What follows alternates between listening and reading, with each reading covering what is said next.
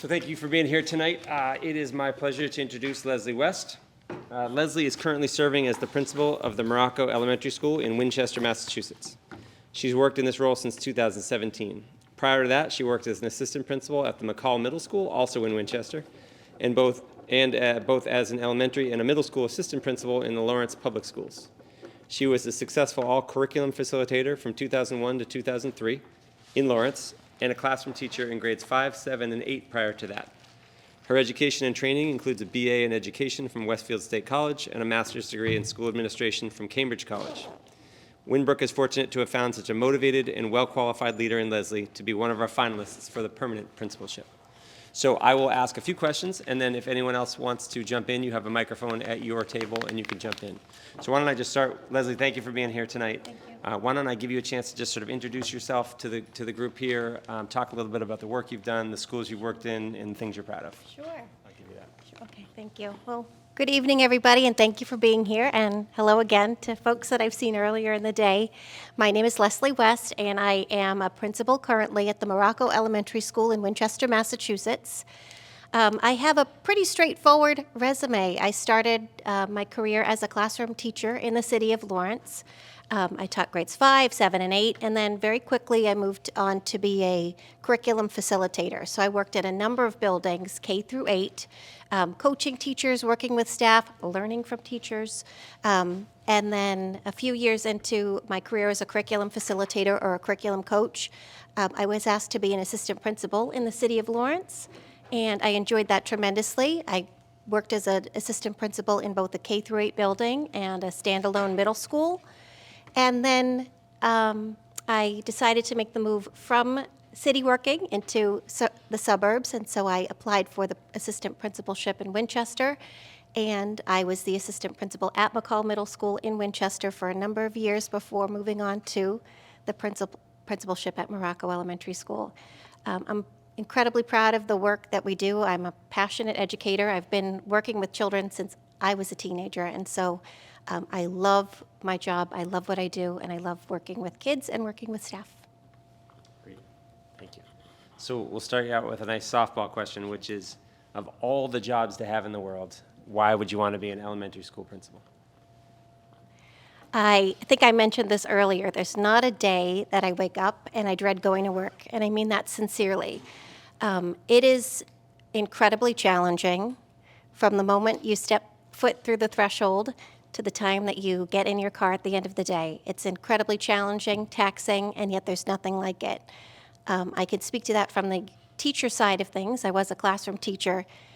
There's nothing like working with kids. It's invigorating and energizing, and it's incredible to see the growth and development of a child from when they walk through the front door as a kindergartner, when they are challenged with taking off their backpack independently, opening up their snack independently, navigating the building with some independence through the time that they leave us. It's really quite remarkable. And so getting to do that every day is really quite a gift. So I can't imagine doing anything else.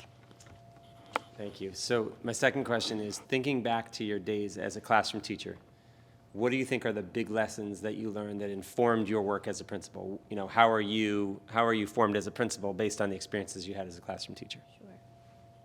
Sure. I think quite a bit has informed my practice as a principal, and a large part of that is my work in the classroom. Really just asking questions and being inquisitive, that is so much of what a principal does, really trying to gain understanding why particular practices are effective for students. And so that was part of the classroom work that we did. We were asking questions of students, really trying to dive deep into their understanding, their contextual understanding of concepts. And so that was really impacted how I am as a principal, how I operate as a principal. Very rarely do I make a decision without any input. I make decisions and I ask questions. I try to talk to all the constituents, staff members, parents, occasionally soliciting some input from children because it's important that it's a cohesive and collaborative place for all. Thank you. So you sort of got into it a little bit, but one question I have is, one of the things everyone asks is sort of, what type of leader is she. And so could you talk a little bit about your leadership style and your leadership approach, but then also talk to us about a decision that you made that you feel really proud of, and a decision you made that was really one of your hardest decisions as a principal. So kind of a little bit about the style and then those two types of decisions. So I'd say my style is, I'm a little bit type A. I think it's important that you know that. I am very well organized. I'm pretty methodical about things. Having said that, I'm also, I ask for feedback from staff, and I hope they're being sincere, that I am approachable. And so that's the other component of my style that I think is pretty important, that I had mentioned it again earlier in the day, that it sounds so cliche to say you have an open door policy, but I really do mean that sincerely. If there are things that are arising, I do want to know about it. And so that is part of my style. Organized, well-planned, methodical, thoughtful, but also collaborative, willing to take feedback, and hopefully approachable by everybody. And the second part, if you wouldn't mind. So a decision that you're the proudest of, and a decision that was one of the most challenging decisions Sure. you as a leader. Just tell us a little bit about those decisions. Sure. There are so many decisions that I am proud of, and oh goodness, it could be really any number of things, from utilizing data pretty effectively throughout the course of the school year, progress monitoring. Those are decisions that are important and effective, and I'm very, very proud of them. I'm so proud of the work that we've done within the school community to embed SEL practices. So we are a ruler school, and we embed SEL practices at all times during the day. It's not just standalone lessons. And the second half. Is that was a real challenge for Oh, one of the hardest decisions. Sure. So making educational changes is always challenging, and I can't think of one off the top of my head that was particularly challenging. But even something as simple as adopting a new, like a phonics program for our school, that was challenging because you want to make sure that you have some buy-in and that you have collaboration and you've got data that supports it's a good decision. So although it's challenging, it's part of the work that we do. Perfect. So the next question thinks a little bit about the comparison between sort of Winchester and Belmont. Not that they're perfect communities, but there's actually quite a parallel there. One of our challenges is certainly the thinness of our staffing and the thinness of our budget, but also coupled with some pretty significantly high expectations, and so that challenge to meet those. I know Winchester well enough to know it's a very similar situation. So could you talk a little bit about what do you think are the unique challenges, not the unique, what are your big sort of fiscal and staffing and sort of programmatic challenges at Winchester, and how you think that might inform your work here in Belmont for a town that financially at least has a very similar profile, and actually sort of demographically as well? Sure. So I think it's probably incredibly similar. There are never enough resources. And so somebody had asked a question earlier in the day about MTSS, multi-tiered systems of support, and we would love to have interventionists at the ready and have a co-teacher in every classroom. It's a phenomenal model.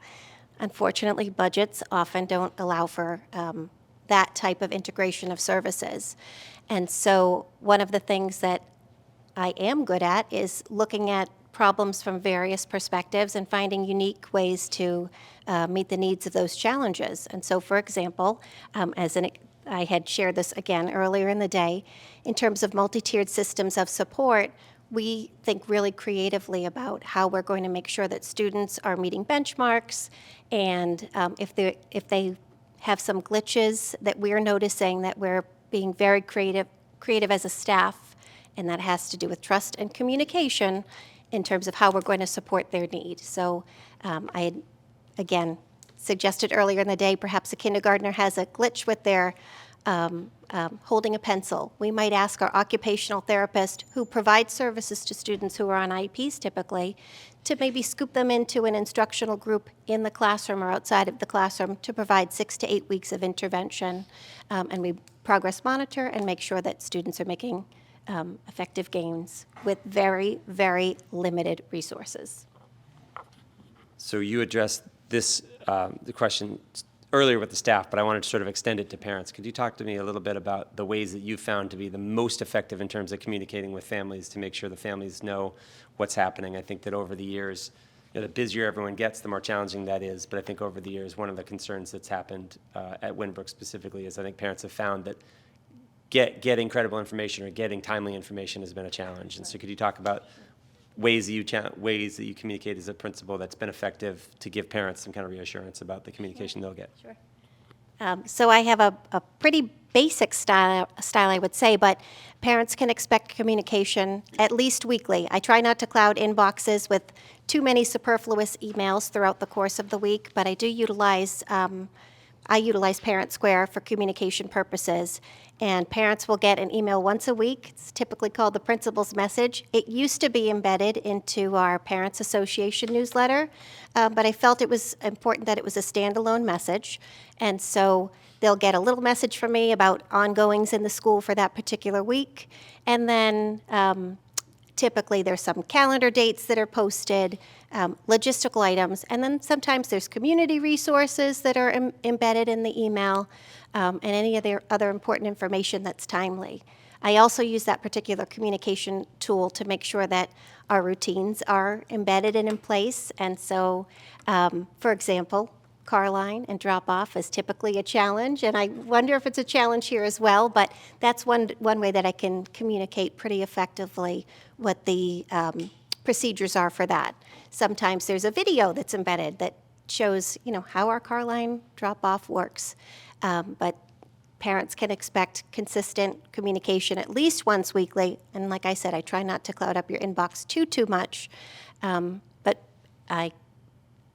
you can expect that. That's probably the most consistent way.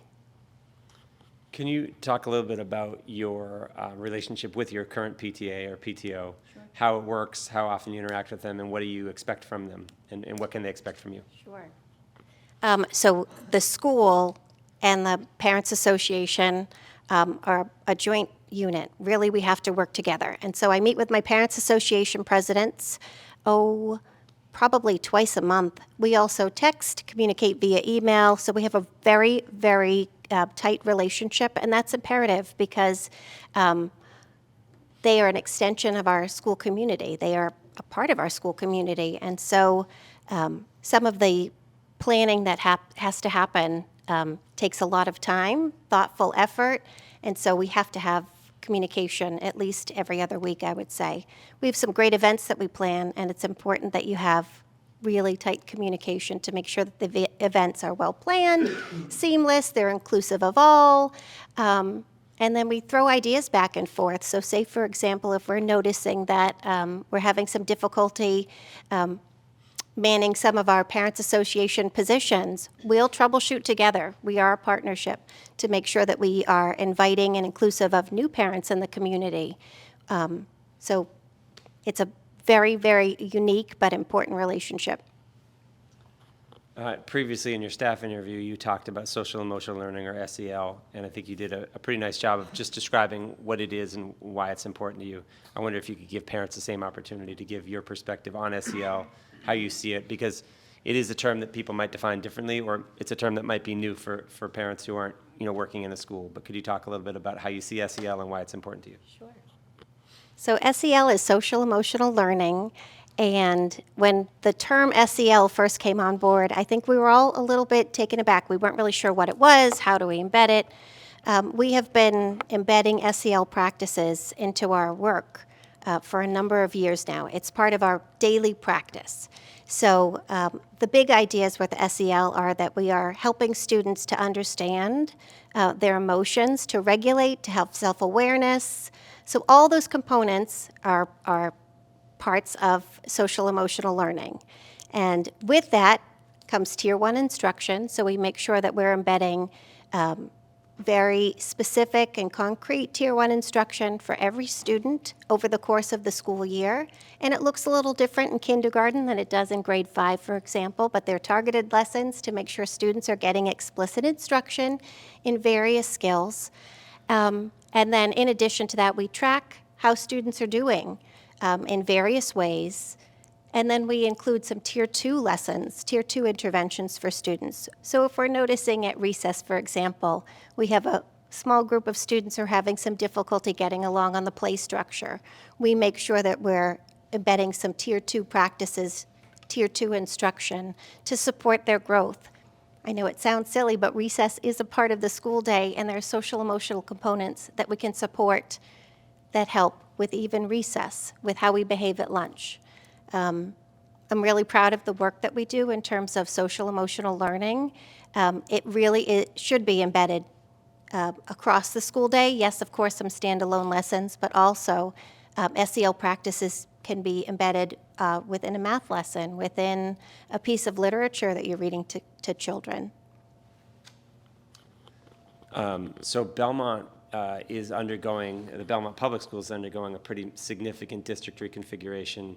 If we rewind the clock 50 years ago, Brook was a K-6 school, and around 1994 or 95, it became a K-4 school. And then it was a K-5 school, and then it became a K-4 school.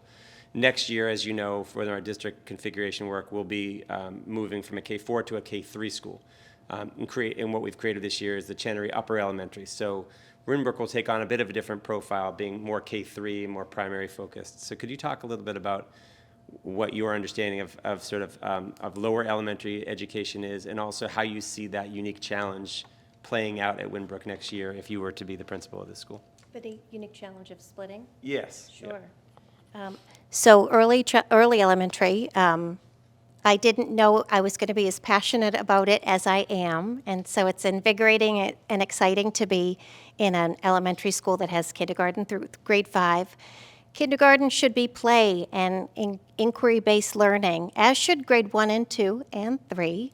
I love to see students collaborating with one another, practicing turn-taking, engaging in phonics, engaging in phonemic awareness.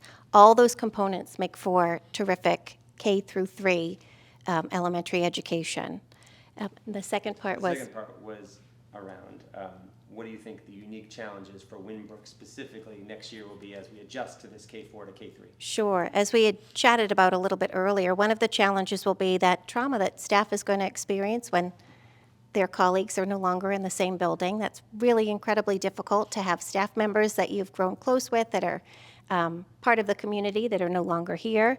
And then it's also a challenge to make sure you're helping to grow your third grade students as your new school leaders. And so that's a unique challenge that I think needs some thoughtful time and dedication to making sure that the third grade students have some of the skills that those older students would have had in terms of modeling great behaviors in the hallway and modeling behaviors at lunchtime, things like that.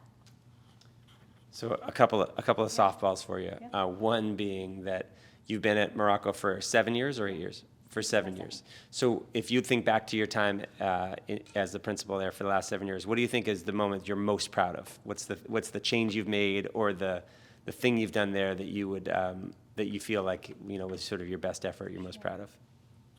I would say embedding those SEL practices, soup to nuts, across the building. That's something I'm incredibly proud of. And in addition to that, I know that we had talked about MTSS a little bit earlier in the evening, but really be creative about how we're providing targeted support to students who are just not quite meeting the benchmark, or they have a glitch somewhere along the way. Those are two pieces to me that I'm just so proud of the work that we have done collaboratively as a staff to make sure we're meeting student needs. And this will be a series of 3 very softball questions. One is that if we were able to talk to your staff, your educators, what do you think they would say about you as a leader? I think they would certainly say I'm approachable. I think that would probably be the first thing that they say. I hope that I know that they would say I'm dedicated. I'm very easily accessible. So if I'm not in the school building, they are able to access me by cell phone. They know where I live. So accessible would be another component. And then innovative. I think that is one piece that I'd have to give the whole staff credit for. It's not done just by me, but there's collaboration and innovation that happens in every aspect of where I am. Part 2 of that question is, if we could speak to your students, what do you think they would say about you as a principal? I think they would say I'm consistent, first and foremost, and and that I'm out and about. So of the 350 students that we have at Morocco Elementary School, I make it a point to know almost everybody's name. It's nearly a challenge to remember everybody's every day, but I do my very best to make sure I've learned as many names as possible. And even over the course of 7 years, I probably should know all 350. There's a few that I still get tripped up on. And I think they would say that we have a great sense of community. I think they would say that that's an important thing at Morocco, that we're a team, and that they would recognize that. And predictably, part 3 is if I could speak to your PTA parents or the parents of your students, what would they say about you as their child's principal?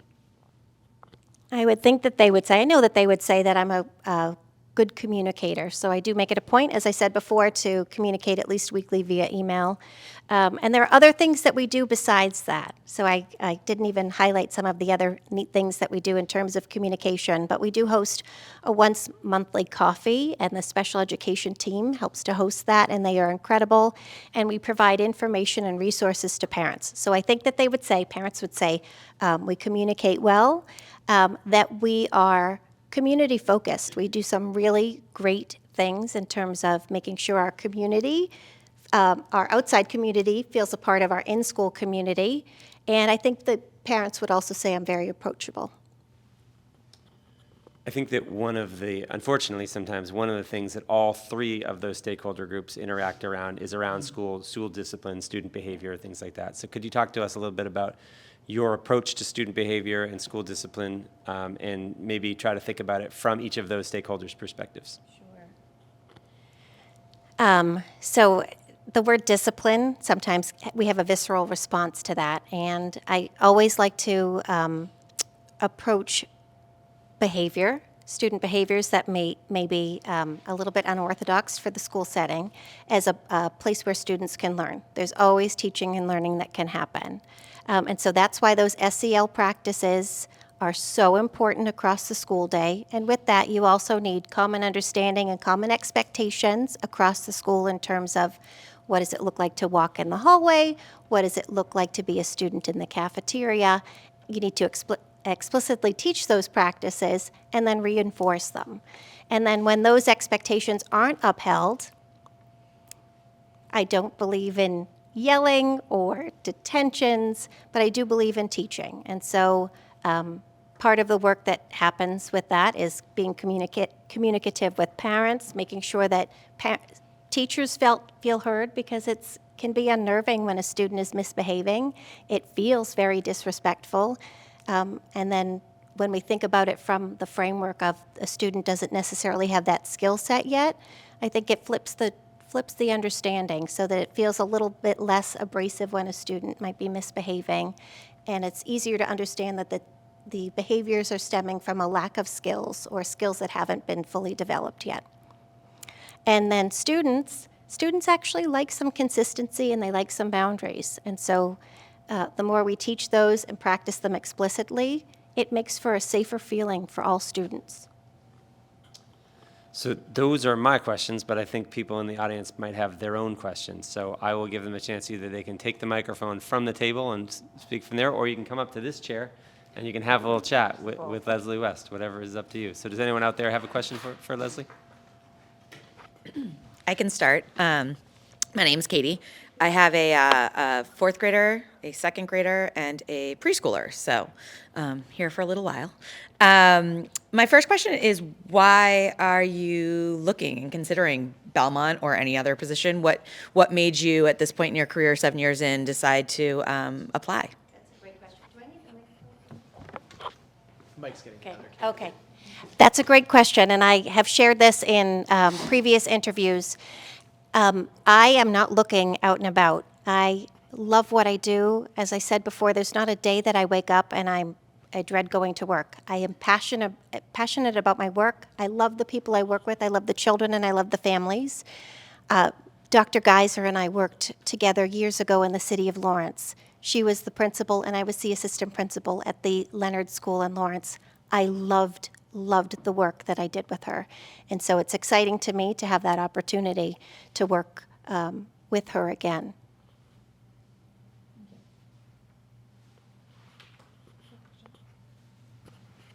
Hi, my name is Lydia, and I have a fifth grader, a fourth grader, and a kindergartner. I'd love to hear more details about the work you've done as a principal with your PTA on establishing a sense of community, particularly for new families who might have English as a second language. Sure.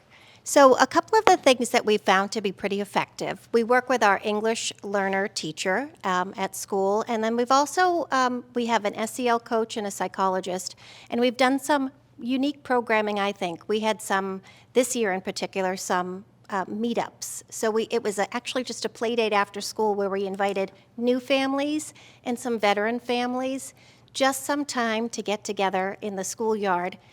On one occasion, the school psychologist would join. Another occasion, the SEL coach, PTA was involved, just so that families could make a connection with one another.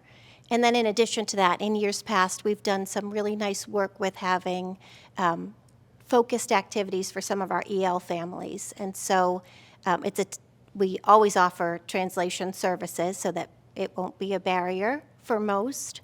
But again, very casual, almost like a play date, but we ask some of our veteran EL families to join us, and they often act as a conduit between families that are new and reticent to be a part of the school community and the established families that have been here with us for a while.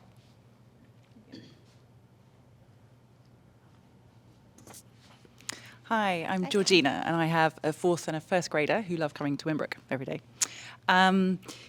We have some truly wonderful staff here at Winnbrook. Some are here tonight, and I know hopefully you got a feel for that earlier this afternoon. What are some of your, obviously we want to keep those staff wanting to stay here and everything, so what are some of your tried and tested strategies for boosting staff morale and for retaining teacher talent? And on a similar theme, let's say you're not blessed with a big budget for doing that. You've got the PTA who can give some essential classroom props, but you can't just magic some extra staffing support or curriculum updates. So what would you do? So the first part of the question was, how do you establish and retain great folks at school? So many things. So I wish there was just one thing I could say. We just do this, and it helps us to retain people. So communication is imperative, making sure you have open lines of communication, that people feel heard. Fun things are also important. So I had mentioned this earlier. Breaking bread's important. So a once monthly staff breakfast is really a great way to have people in a relaxed environment, enjoying a cup of coffee and a bagel, just chit-chatting without the pressures of professional development embedded or a staff meeting embedded. Some of the other things that we do to make sure, some of the things that I do to make sure that we're retaining great staff members. I couldn't have done this earlier on in my career, but one of the things that I think is imperative is with new staff members having weekly check-ins, or bi-weekly check-ins rather. And so just time, I call it a Leslie list. What's on your Leslie list? How's it going? What's going on? What can I help you with? Curriculum-wise, what's going on? Instructionally, you can talk about great practices that you're seeing. So those are some of the things that are just naturally done over the course of the school year to make sure we have open lines of communication all the time.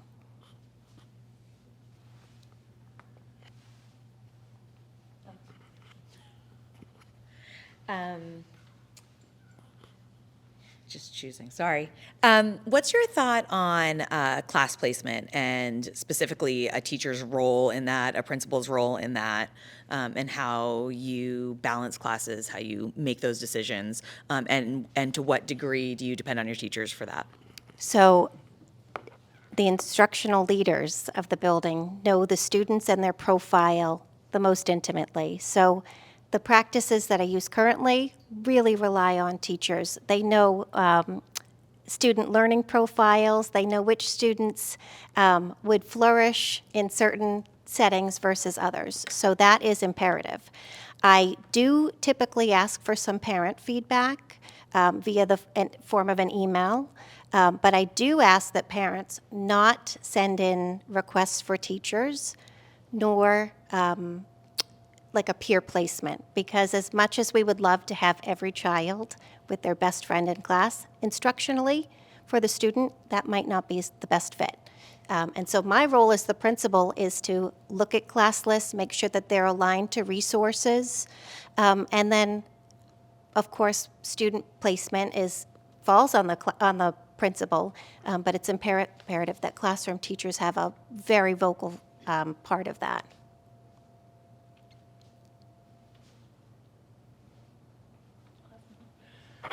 I'd be just curious to understand if you've ever had experience with a school transitioning different grades like we are at Winn Brook next year.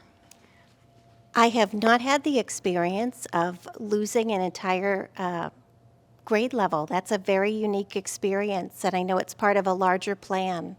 And I know that there'll be some challenges with that. Like I said before, typically the older students are the role models of the school, and so you have to readjust and realign what your eldest student expectations are. And then there's the staff impact and the parent impact. I didn't even mention that. You've been a part of the school community, and that's a change. That's a unique change, and I have not had the experience with that. Can you give some thoughts on what you would do in this building to make it feel more like a lower elementary school for our younger students? Sure. Piggyback on that because it's kind of the same question. I was going to say the same thing. We talked a lot about what the challenges will be, but do you see opportunities having a K through 3 school, ways to really? Absolutely. Absolutely. There's so many incredible things that you can do K through 5, but also K through 3. So really making sure that it's early childhood, lower elementary focused. Some of those traditions that might have been in place for the older students, again, it will be sad to say goodbye to them, but what new traditions and annual events, for example, can you put in place for younger students? That's really important. It's part of school culture. And another, hopefully a nice question. Do you have school assemblies at your school? And if so, how do you use them? And what are some of the themes, maybe, if you could bring some of those to life to explain them to us? Sure. So we have school assemblies. We call them community meetings. We have other assemblies, standalone assemblies as well, but we have community meetings, and they are about once a month, sometimes a little more frequently, sometimes a little less frequently. And I typically host them with the assistant principal and some of our other staff members who may be available. Most of the time, we ask for our classroom teachers to please take that time to do a little additional planning, collaborate with colleagues on work that's coming up. But we embed our SEL practices. So our community meetings have a routine, for example. So we always start with our school song. So everybody has learned our school song. It's part of our routine. Everybody knows it. And it's typically student run. And so because we do have some older students, it would be a change to work with younger students to run an assembly, but they can do it. They can do anything you put in front of them. And so, for example, we might have a theme, Kindness Month. And so we would have our students talk about kindness. We might have an piece of artwork that we're displaying that highlights some of the kindness work we're doing. We might have an initiative that we're launching for the month in terms of kindness, but it's a great time for us to work on one of our SEL components as a school community. Teachers get a little additional time to work on some important work that they have to do that there's never enough time for, and it allows us to be together as a school community, albeit a short period of time, but it's important time. And we always end our community meetings with some kind of a movement activity. So we try to pull in some of those gross motor breaks at the end.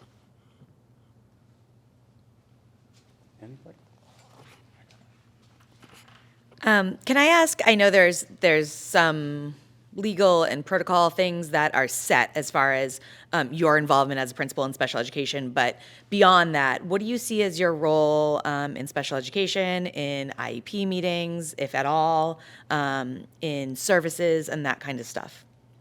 So let me start with, first and foremost, I am the parent of 2 children, both on IEPs, one that attends an educational collaborative and one that is in the high school. And so I have a very important role. I make a point to know every child on an IEP. And although I haven't memorized every single piece of their service delivery grid, I'm pretty darn close. So it's important that I know everything about our student profiles. In terms of attending IEP meetings, if I'm an invited member, of course I attend. Sometimes a staff member will ask if I'll attend just to have a second set of ears. We get parent permission, and I certainly attend. But it's imperative that I know who our students are, what their services are, and provide guidance in terms of whether or not they're making effective progress. Do we need to make some tweaks? I do meet with our special education staff as a group. We have common team planning times throughout the course of the week, and typically they're for grade level teams. But we also have some time once a week where we're meeting with the special education team to make sure that our services are timely. Do we have services that have been missed that we need to make up, upcoming testing? It's really to keep us as a cohesive, collaborative unit. So my name's Ed. I have a kindergartner here at Winn Brook, and I'm thinking about sort of the period that we're in right now as a town and a school community. So we have a transition that's in mid-flow, midstream, and there are going to be a group of students that move out. We're also, as you may know, in the middle of a highly contentious override vote in town, which we hope will prevail. But I wonder if you can tell us a little bit about what you see some of the challenges of this position. We don't have the administrative support of a lot of districts. For example, there's not an assistant principal in every school.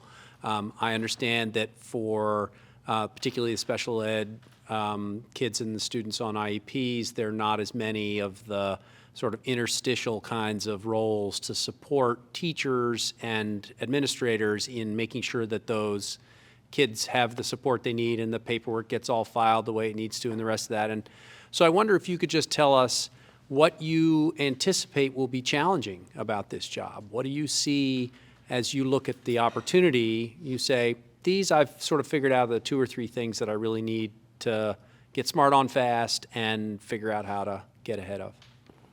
So are you asking what challenges in terms of making sure that special education supports are provided? Is that the question that you're asking? Not specifically about special ed. I'm using that just as an example of the fact that Belmont's a very thin district, and that's challenging, right? And there's lots of other things that I surely don't even know about the implications of those kinds of ways in which this district is structured and resourced and the rest of it.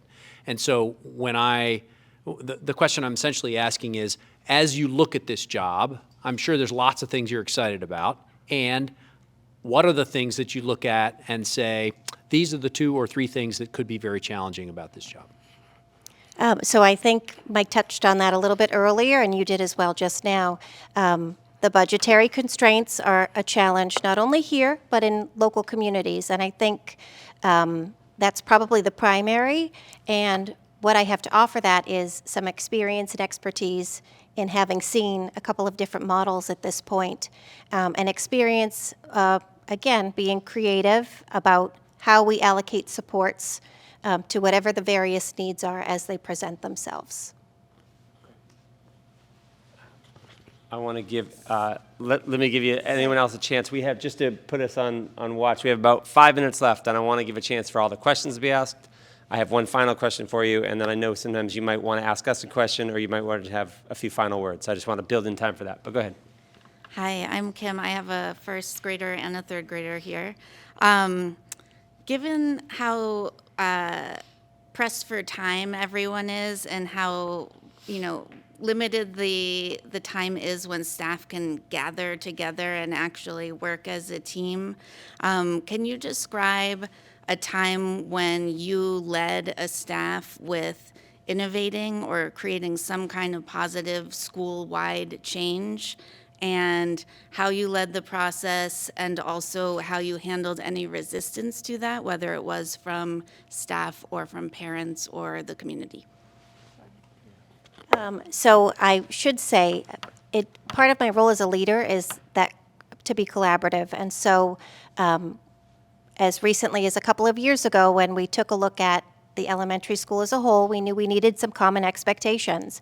So that's not work that I led by myself. So I utilized the resources that we had to make sure that we were very thoughtful about what the common expectations were. We asked for lots of staff input along the way, and then it was a shared effort. So it really led to virtually no resistance, because it was a shared effort in terms of what do we want for our school, what do we want for our community. And so there was a nearly 100% staff buy-in, and it's just an effective way to impart some really great changes. That didn't necessarily impact the parent community, but in a negative way whatsoever. But one of the things that stemmed from that was allowing for more open parent communication and resources in terms of what our expectations are. And as I've said several times, we embed our SEL practices, which are part of common expectations. We are then better able to share SEL practices that work on the home front that mimic and support the practices and the expectations that we have in school. So this is a question we sort of ask for every interview, and it's a three-parter. One is why Belmont, and two is why this job, and three is why now. So your final words on those three. So why Belmont? It's a phenomenal community, and I am so thrilled to get to meet the staff today and hear what passionate educators they are. And it's exciting to be able to continue some work that started long ago with Dr. Geiser. So that to me is an exciting piece to think about. Why Belmont? Why this job? Why this job? I love being a principal, so I can't imagine any other job I would rather do on the planet. And again, the work is embedded with Dr. Geiser and the work she's doing here in the district, and a passionate staff. And why now? And why now? It's a unique opportunity that presented itself at this time. And so I'm excited to see how the process plays out. I want to give you a chance to say any final words. We have about 2.5 or 3 minutes. Okay, all right. So you can either ask a question or you can just make your final, Sure. your final comments. I do have a question of the parent community. What are you looking for in a school leader? If you could sum it up in just a couple of words, what are you looking for? I'd say somebody who brings out the best in the kids and the faculty.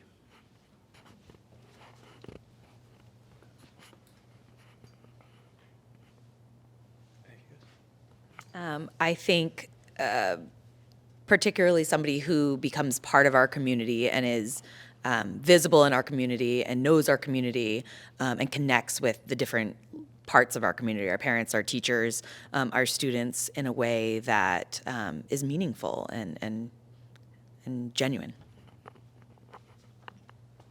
Yeah, just agreeing with all of that, and that we've had a fair amount of change, and we're going to go through yet more change. So to bring that sort of confidence, stability, and connection.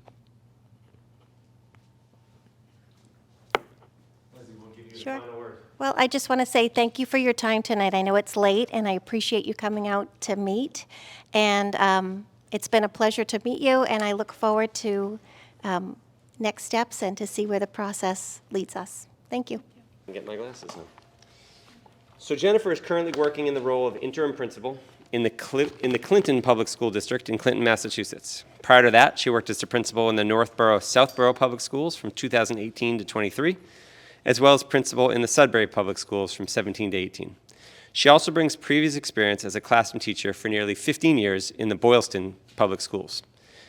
She has a BS in Family Consumer Studies and Sociology and a subsequent master's degree in education, both from the University of Massachusetts at Amherst, as well as certificates in educational leadership from the Commonwealth Academy and in school management and leadership from Harvard University. We're thrilled to have such a qualified and capable professional as a finalist for this important position. So Jennifer, welcome. Thank you for being here again. You met with the staff earlier today, and you see a few of them, familiar faces. We packed the front row with some familiar faces for you. Thank you very much. I want to just give you a chance to talk a little bit about who you are, the work you've done, the communities you've worked in, and just give us a flavor of who you are as a leader. Sure, thank you. Thank you all for coming out. I know it's late and it's a little rainy right now, and thank you to those of you who are at home. I appreciate you joining in. So a little bit about myself. I've been in education for a long time. I started as a classroom teacher in the Boylston Public Schools, where I taught kindergarten and third grade I was there for 15 years. Took on various roles within the school, more leadership type roles within the school, and then there was no real opportunity for growth within the district. It was a small district. So I moved on to Sudbury, where I became an assistant principal, and I was an assistant principal of 2 schools, and then an assistant principal of 1 school, and then became the principal of that building. I then moved on to the Northborough Public Schools, which was closer to my home. My kids were young at the time, so I was there for 5 years. And then this year I took on an interim role, which is a middle school actually, in grades 5 through 8. And I was charged with getting an ELA program, a new curriculum off the ground, up and running with 5th and 6th grade teachers. And also we started to implement and train for the launch of 5th and 6th grade co-taught classrooms for next year. Very early on, I recognized that middle school is not really for me, so I let them know early on that I would be looking to return to elementary and would not be pursuing staying on full-time there. So that's what brings me here, looking to get back to elementary school. And my experience here has been very positive and welcoming, and I'm just happy to be back and to see the school and to see some friendly faces. So thank you for having me. We'll trade the microphone back and forth here. So my first question is a little bit of a layup question, but it's, of all the jobs you could ever have, why would you want to be an elementary school principal? Why? Kids. I love kids. I always have. I started working with kids early on. I was in high school, maybe middle school. I started doing an arts and crafts program after school, which led to a summer program within the town that I lived in. I worked through the Parks and Recreation Department all through high school and college. My parents suggested I be a teacher, and I was like, why would I want to be a teacher? I didn't ever really like school as a child, and that's kind of what led me to want to be a teacher, because I wanted to make it a more positive experience for kids. And looking back, I probably had a little bit of anxiety as a kid, but nobody labeled it as that back then. But I just was always nervous to go to school, and so I just try to remember that as I work with kids. So I just love the looks on their faces. They're so happy to see me. Having been in middle school for a year now, that you don't get the same kind of attention. You're kind of a celebrity. At elementary school, you're more of like a celebrity. Everyone's happy. They're running up to you, giving you the hug, so that's great. So no, it just all comes back to the kids, and just as long as you keep them at the forefront and the focus, and that's why we do what we do, you just have to keep that in mind sometimes. My second question is just your leadership style and your leadership approach. People don't know you. What can they expect from you as a principal? What kind of principal and what kind of leader are you? How do you make your decisions? Sure. So as a leader, I consider myself a lifelong learner. I consider myself an equal to everyone who works in the school. Really just collaborative by nature, and I think it's all about building connections and relationships with the staff, the students, and the families. We spend a tremendous amount of time at school, and it really needs to be a nurturing and caring place. Yes, we have work to do, but the work can be enjoyable, and just making those connections with students is really important.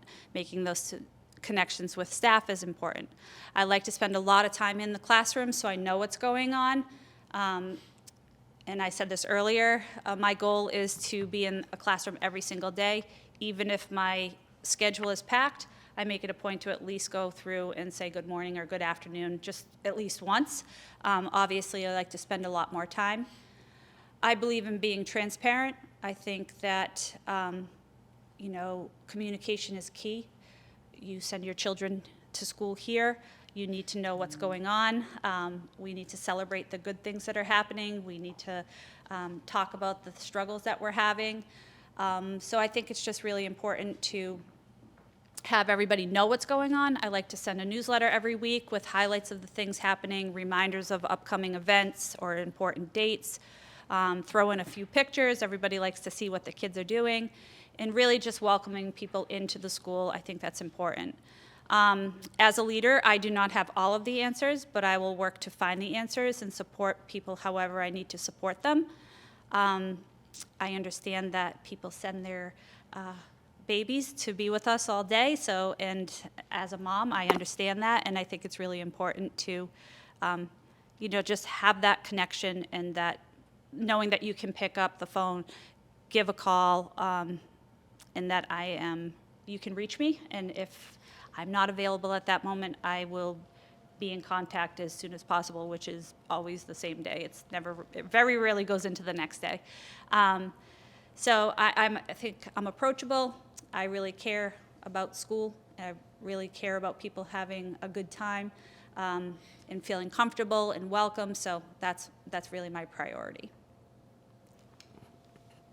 You mentioned, I mentioned in your biography that you were a classroom teacher for 15 years. So could you talk to us a little bit about how your experience as a classroom teacher influences you as a principal? Yeah, absolutely.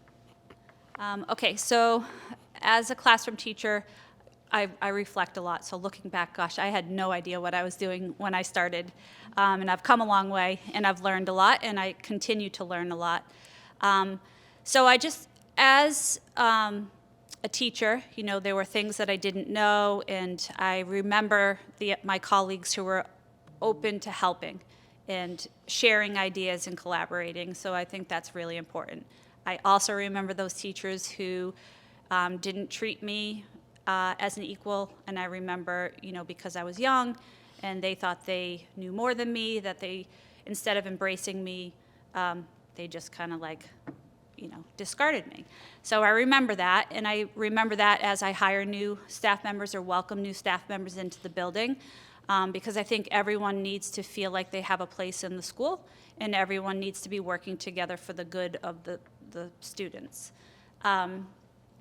As a leader, I think it's important to recognize when things are amiss and to have those courageous conversations or those difficult conversations and kind of work with staff members to navigate those conversations. That's really important. Is it easier to ignore? Yes, but it doesn't ever have a positive outcome. So I think it's important to just creating that safe space for those ongoing conversations and really working together. I remember the joyous moments as a teacher, and I think that we need to find more of those in school. School's hard. There are, expectations from the state, expectations from up above that we need to meet. But I think that we can have creative ways to work together to achieve at high levels, but also still have the joy within learning. And I just love being in a school. I feel comfortable being in a school.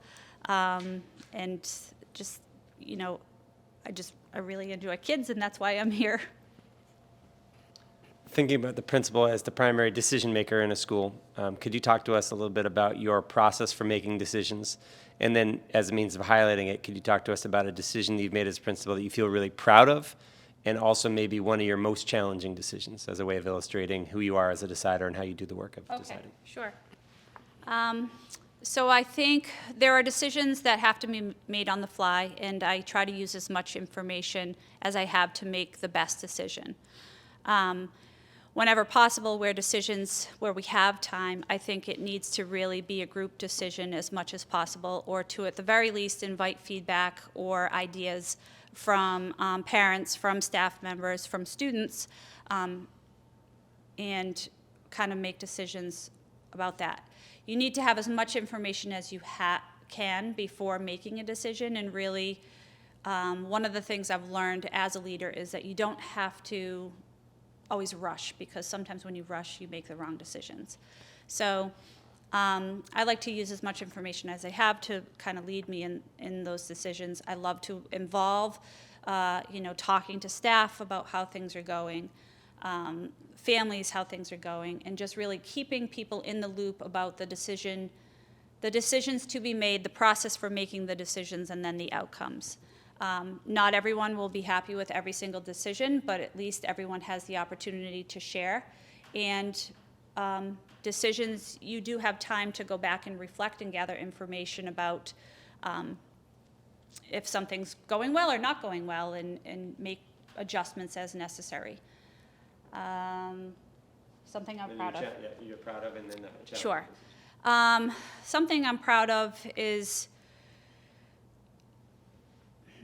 so I had to advocate in my previous district for a social emotional program within the district. We were the only school in the district that didn't have one. And coming from the Sudbury schools, we had one, and I was a big believer in that curriculum and, saw the positives that the students had because of it. So it kept, always came down to money. It came down to money. So I just had to keep pushing for it, came up with a creative way, identifying a grant to be able to bring it to the district. And ultimately, I was able to bring it to the district, so that made me feel happy and proud because I saw the benefits for the kids, and that's what's most important. A decision. One of your hardest decisions, what was one of your toughest decisions as a principal? The toughest decisions. I think one of the toughest decisions I had to make really came from having a differing view on the central office view on how to handle a situation. And oftentimes as a principal, you don't have the power to make all decisions. And so I think one of the decisions I feel as though my decision was the right decision is just really standing by a teacher that other people didn't. And I think in that instance, it was easier to not deal with the situation, but I felt as though that was wrong. So, I feel like sometimes there are different pressures that people face and have to make different decisions, but I will always advocate for what's right. On behalf of parents, can you talk a little bit about the work you've done with the PTA, what your relationship is like at your current school with the PTA, and how you see a partnership working successfully with a parent-teacher association? Okay. So I have great experience working with the PTA or PTO in my previous districts or at the elementary level. The PTA or PTO members were instrumental in the day-to-day functions of the school, the activities and events that were brought to the schools that I've worked in, and just really were part of the staff, I would say, and provided a lot of great opportunities for the students and just, just super, I would say, the heart and soul of the school. So the way that I collaborated with them is monthly meetings, sometimes twice a month. I would have standing meetings with the presidents, co-presidents, to kind of go through upcoming events, ideas, or enrichment opportunities for the school to bring forward. So very positive relationship, and they do great things for the school. Fast forward to middle school, and the PTA didn't exist at the middle school level, and they had some fresh faces at the PTA, and they approached me and they're like, so what do you think about us getting involved? And it has been amazing. So they are super involved right now, which has been awesome for the school. We've had so many events at the school that parents have been very appreciative of, the staff has been, the students, and it's been great to see it kind of come back to life. It's great for building those connections, the home school connections, and just, I think, instrumental in the day-to-day functions of the school. And honestly, I'd be lost without them, and I do consider the presidents or the PTA group to really be part of the staff because, they're around and involved in being part of the decisions that we're making, and, it's just, I think, a very important connection to have. I'm trying to remember the questions I asked the previous candidate because I want to Yep. stay consistent. You have already answered, I think, the question around how you communicate with parents. So I'll sort of skip Okay. that question. One of the things you did talk about was social emotional learning, or SEL, and I think that sometimes people define that differently. So I wanted to give you a chance to talk a little bit about how you see SEL, why you see it's important, and how you see it playing out at Winn, or at any elementary school. Sure. So social emotional, each person who walks through the door of the school comes with a different skill set, they come with a different story, they come with a different experience, and we have to be in tune with what everyone's experience is. So sometimes we have pretty straightforward situations happening in our life, and then other times things are happening that we might not know as educators. We have students who have skills that are underdeveloped, or they don't have the skills necessary to be successful in school, and we need to identify them and really build upon the strengths that they have and fill in any gaps that they have. All students, all staff, all parents, family members really need to, you have to be available to learn or available to perform, and sometimes we aren't, and that we have to recognize. So having those connections with families and knowing a little bit more about what's going on at home really provides more insight to what students are coming to school with or without each day. I think it's important to identify those students who don't have strong connections within a school to make sure that they do. The way that I've done that in the past is, kind of we've done a quick little note card activity, usually works with 3rd grade and up, but you can have conversations with some of the younger kids, and just really identifying students if they have a trusted adult in the building. And if they don't, the way that we've done that is set up silent mentors for the students and kind of making sure that we have someone who's checking in with them and connecting with them. I have had the opportunity of using some screeners to identify any social competencies that the students are still working with, and then we can do whole group lessons with that, or we can do more targeted intervention with the students who need that. I've just seen great success in kind of figuring kids out and helping them to fill those gaps and to strengthen those competencies so that they are successful members of our school community. Sometimes things are going along great until they aren't. Things happen at home, you're rushing out the door and maybe a parent got upset and they don't even realize that it has an impact on their child, but it did, or their dog is sick, or they've lost a family member, or the parents are getting divorced, or they have food insecurity, or they had an emergency with a fire at their house. There's all sorts of things that are going on that if you are building those relationships with students and families, that we're able to step in and help and kind of figure things out together. I have two questions left. One has 3 parts. It's kind of a layup, Okay. nice softball question for you. The first one is, if we could speak to your teachers, what would they say about you as their principal? So I had a lot of people texting me, good luck.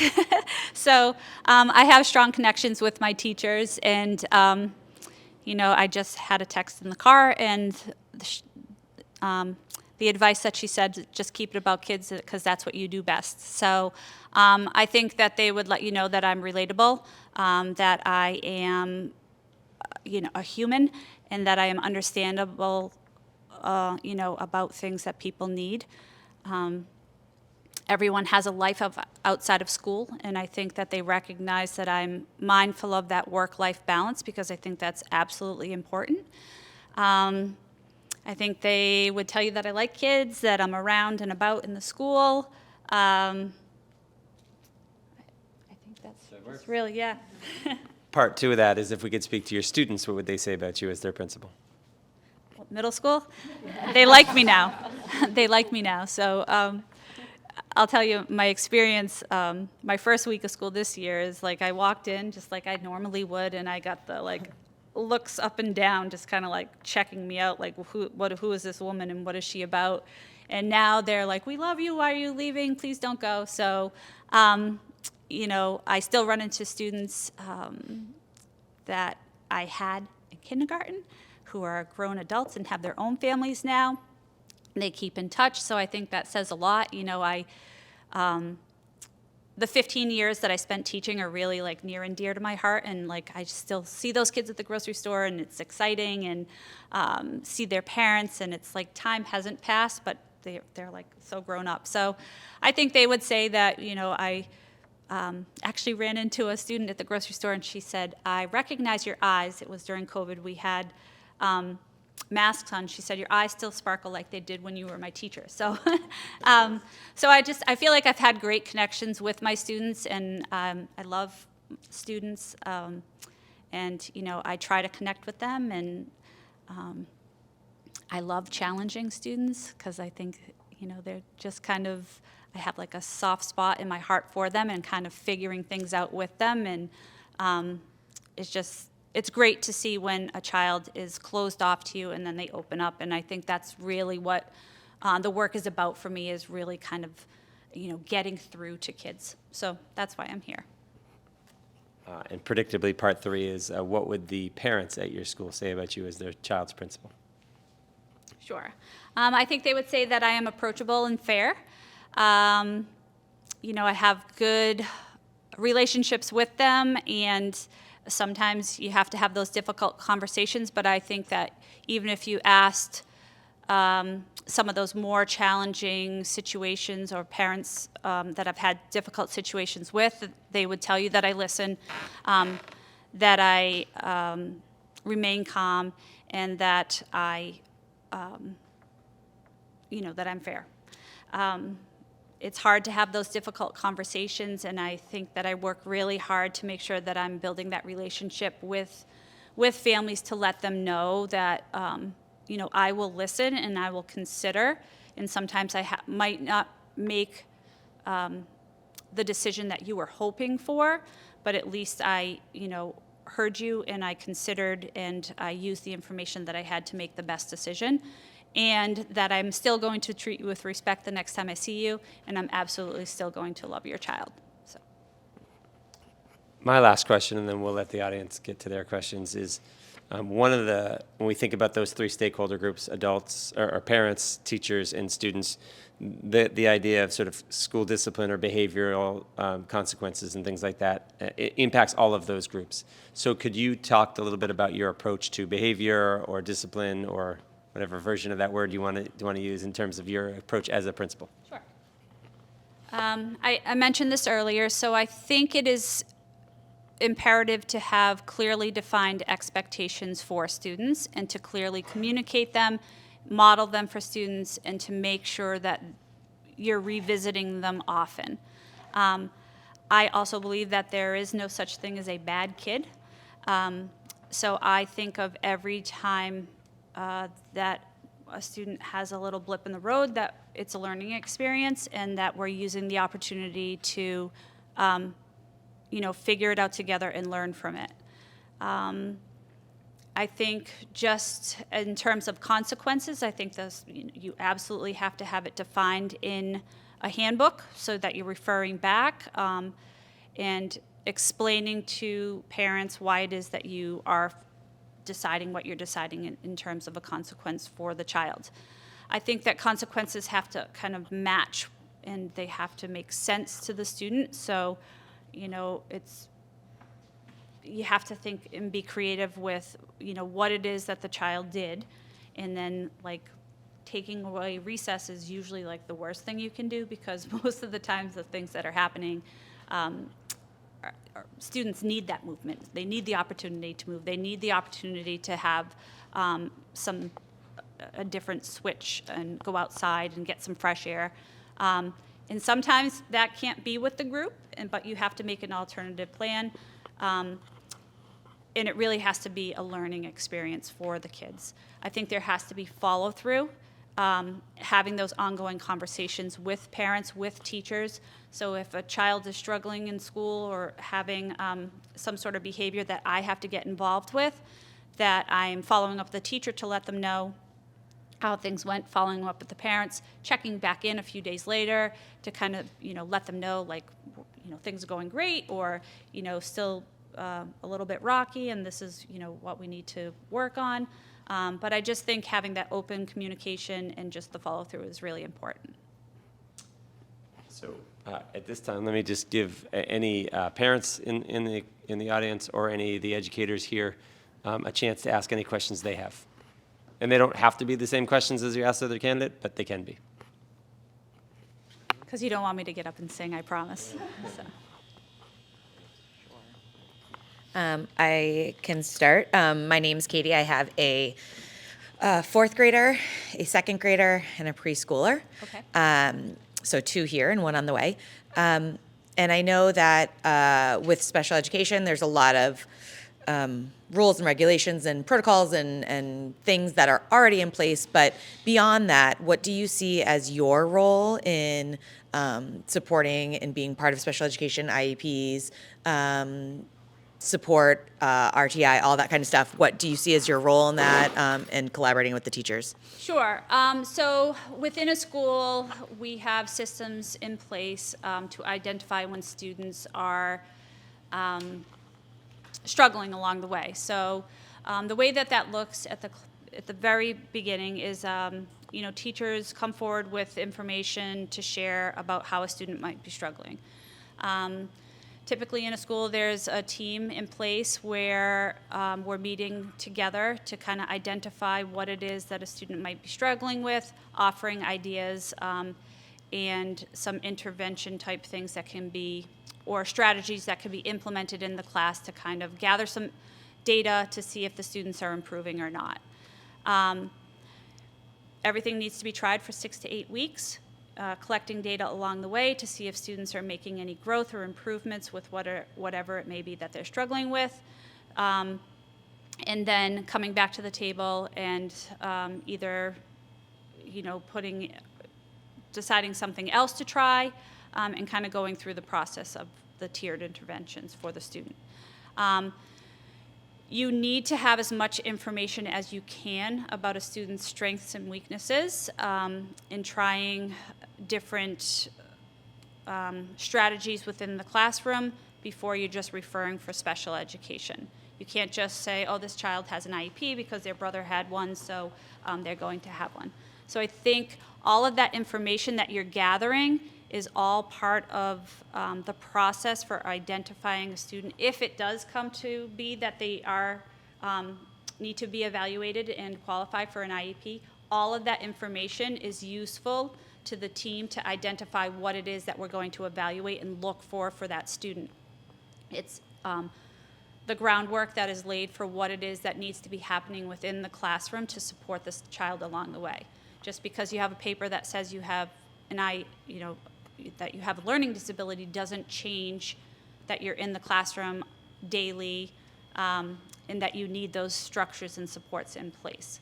So I think it's important to really be a team decision and working with the teachers, with the parents, with the child, and kind of figuring out what it is that their needs may be and how to best support them. Am I getting to your question? Yeah, just, what is your role in that? I know Sure. that oftentimes there's a child study team, we have a chair at Winn Brook and our teachers, but do you see yourself as part of that team? Yes. Often, not often? I would be part of that team.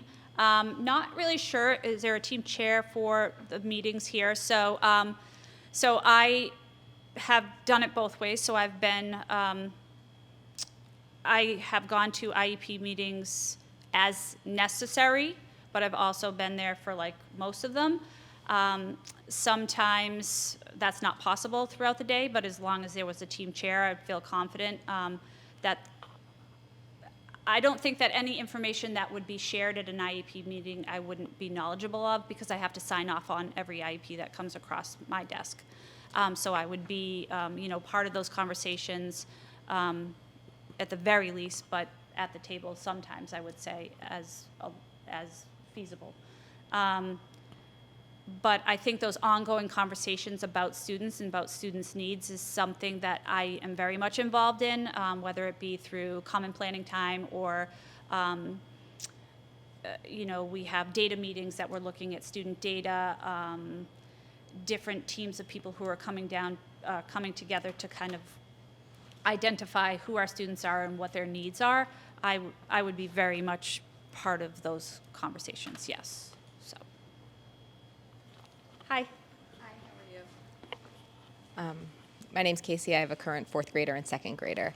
I was curious at what your thoughts were on placement of kids and what role you take and what role you think the teachers from the previous year have, and if you have any beliefs about blind placement versus placement with the use of the teacher's input. Sure. So in every school that I've worked in, we've had a process in place where we begin to identify students and create lists for the next year.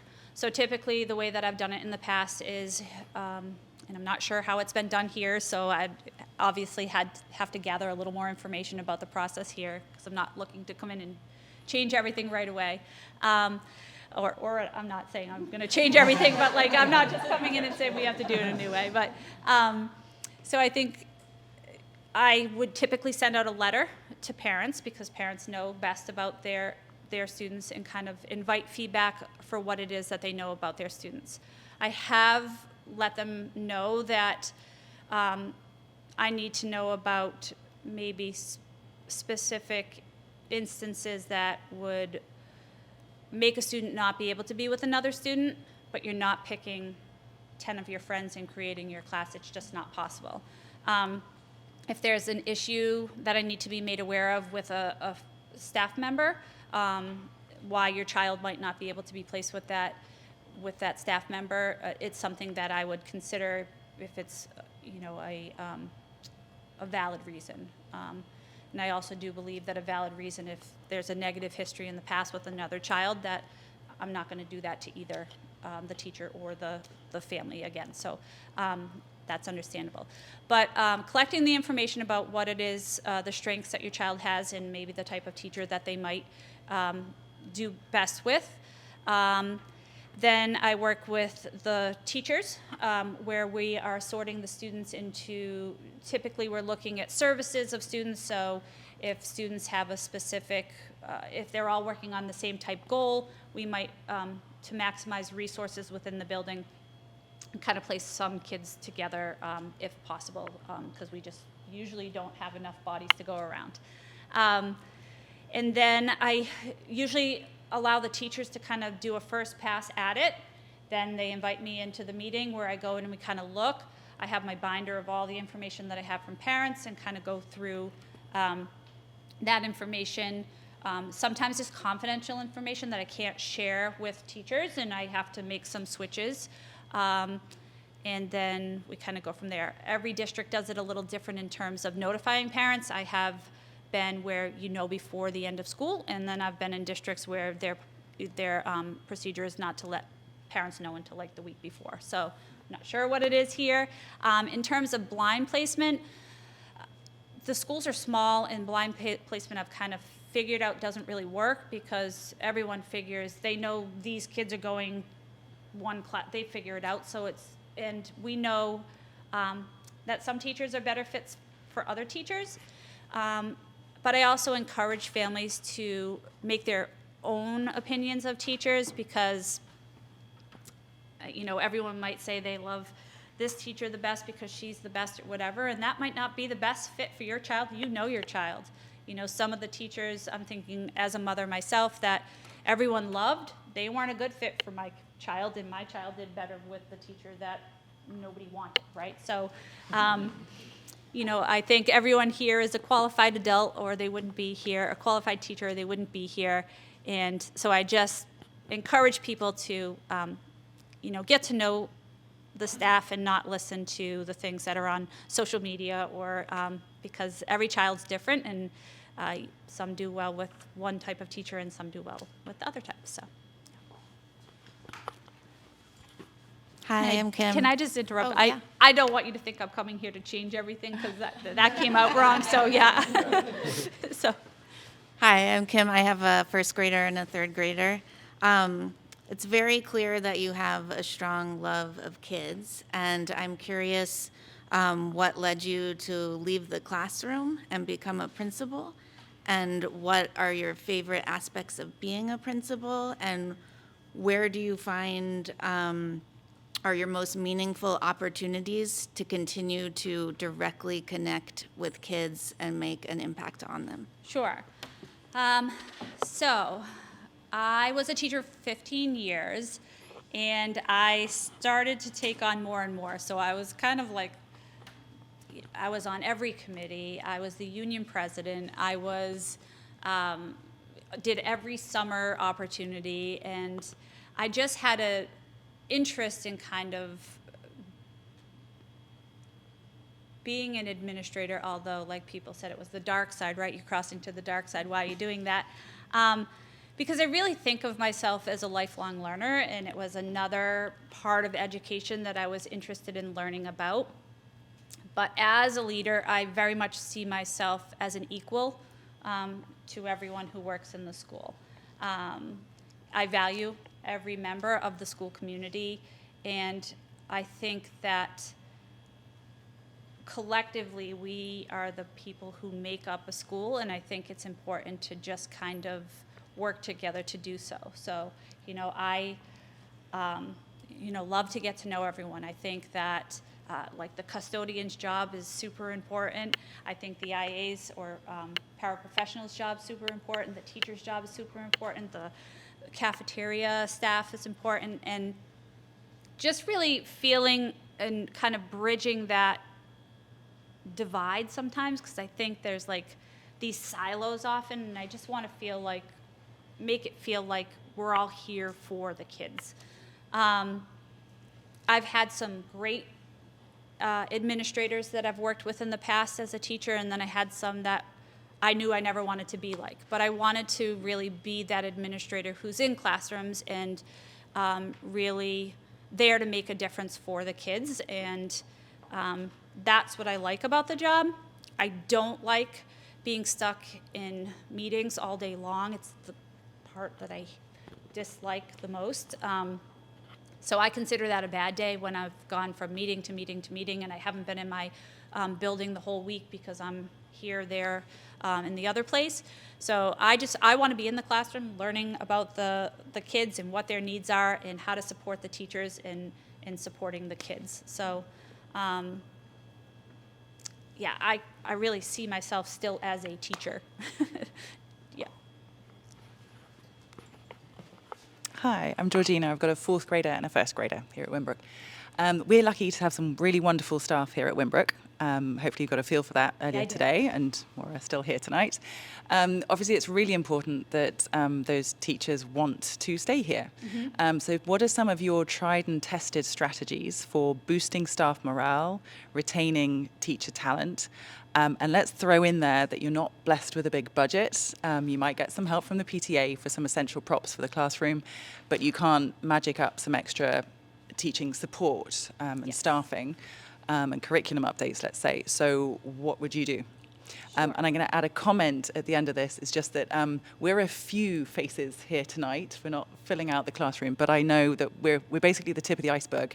There's a lot of people I know, a lot of parents who couldn't come for whatever reasons, and I know a whole ton will be watching. So what you see here is there's many more of us here in spirit. Yes, I get it. Thank you. So what do I do for staff morale? So from what I hear, people come and stay. So the staff comes to stay, right? Is that true? And I think that says a lot about a building. But I think it comes down to really, building those connections, making sure that everyone knows that they are valued and that they are respected and that they have a say, because this is our building. I think you have to have build those connections with staff to let them know that they can come to you with a small problem, and they can come to you if they just want to cry and not expect a response, but that they have that safe space to go and vent and just say, I'm here just to let it all out, or I'm here because I want to hear what you have to think about this. So I think it really just comes down to those connections. I think it's also important to identify when people are feeling down or if people are feeling stressed, and look for the little things that you can give to make sure that people know that you understand that this is hard work, and nobody signed up for this job because it pays well. So they did it because they love kids. And, you know, I look for opportunities about how you can work with the PTA for doing like small appreciative things for the staff to make them feel that you really care. You know, popping in, knowing that someone's been up all night with a sick child and saying, you know what, let me like come in, read to the class, you go get a coffee. Just little things like that. Sometimes you have bigger issues where you have staff who are divided on an issue, or you know, there's some rumor type stuff or drama, if you will. And I think it's important to really make sure that you are having those difficult conversations and calling people out on that, you know, it goes against, and you can do some norming with the staff and creating values and making sure you're on the same page with the values and holding people true to those values or those norms, and having those conversations when it starts to go a different direction. But again, just like the kids, like, yep, you know, today was a bad day and tomorrow's going to be a better day and we're going to work through this together. And, you know, it's hard work, and we all have, you know, struggles sometimes and things we need to get through, and it's really nice. And you do see a school community come together when a colleague really needs the most, and it's nice to see that. So I think just building upon that, I think I'm talking too much. So, and just, you know, kind of building from there. I want to give anyone in the audience a chance to ask one last question, and then we'll give Jennifer the last chance to say a few words before closing. Mostly I just want to respect everyone's time. I know it's late, and I know there's kids at home. And part of my promise to you is I will start on time and I'll try to finish on time. So if there's any other questions people want to ask. Can we Go ahead, sure. just ask one of the things that came up? Thank you. One of the things that came up quite a few times in a few different ways with the other candidate was that this school will be a K through 3, Yes. which is going to be a shift and a transition and a different setting for all of us.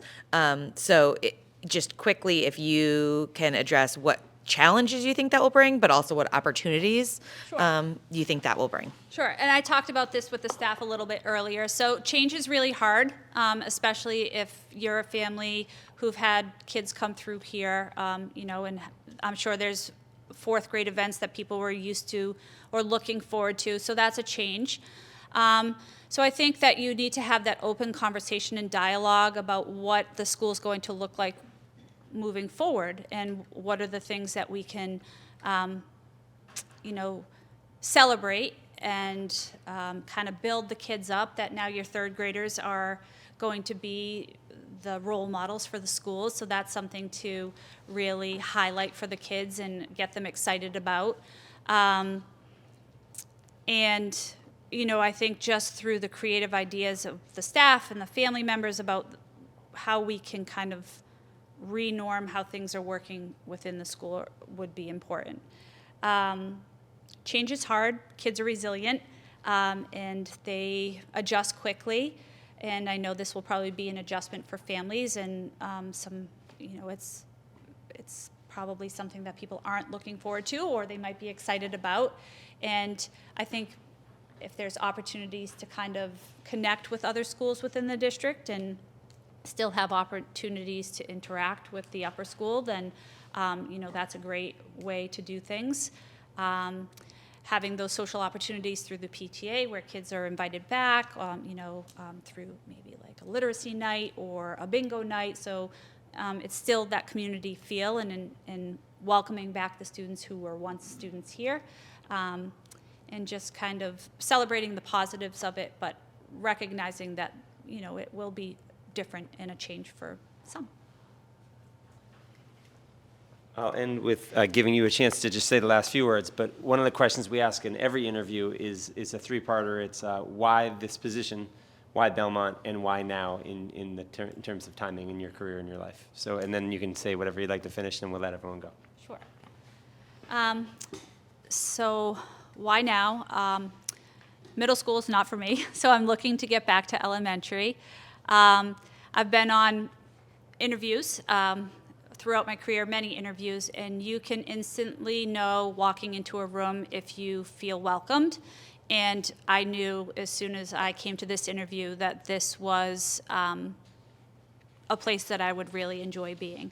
The welcome that I received, the conversation that I had at the table in my first interview, I walked out of here saying this is a place I can see myself being. I then continued on. I met with the superintendent. I liked the conversation that I had with her.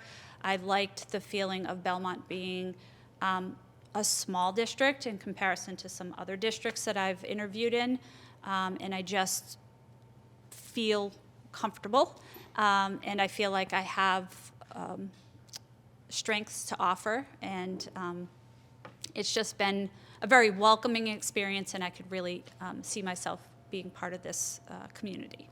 So, thank you.